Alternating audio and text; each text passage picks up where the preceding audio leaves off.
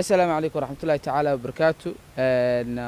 دمانتين وايد سلامي دتك ماشي يقصوا دوي وحام هاد جار إسكاله دمان دتك يسوا دعيناي يدو داي مالين ولي بيسوا دعيناي ugu horeeyaan dadka baraha bulshada ka soo doodaay ama ha ka hadlaano qadiyadeeda ama si wanaagsan uga hadlaano si xun uga hadlaano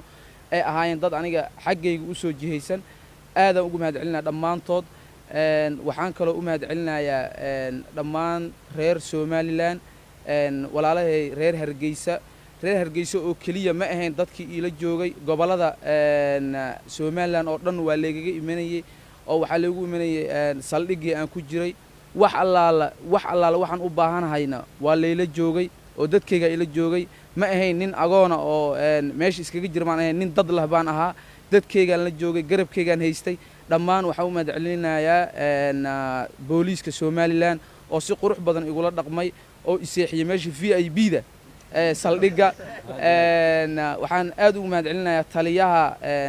booliiska Soomaaliland General Dabagale waxaan u mahadcelinayaa madaxweynaha Soomaaliland mudane Muuse Biix Cabdi sidoo kale waxaan u mahadcelinayaa dadkii ka soo qayb qaatay ee u soo halgamay in aniga si qurux badan lay soo daayo adeerkay duuliye sare Axmed Dheere iyo waxaan u mahadcelinayaa indhihii aan ku soconay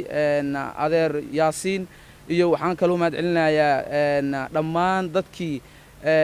ka qayb qaatay ee ugu horeeyaan hooyooyinka reer Soomaaliland ee horjoogayaal ay u ahaayeen hooyo Nasro iyo hooyo Amaal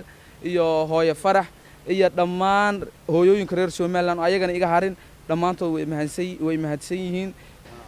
waxaan aad ugu mahadcelinayaa walaalahay saaxiibaday oo ii soo huray waqtigooda magaalada inta ka baxay yimiday magaaladii aan ku xidhnaa saldhiga maalin waliba ila taagnaa xal waliba ila doonayay walaalkay Cabdullaahi aad u mahadsan tahay sidoo kale waxaad gadaal daba nagula soo biiro walaalkay Muuse Xabad asiguna aad u mahadsan yahay dhammaan intii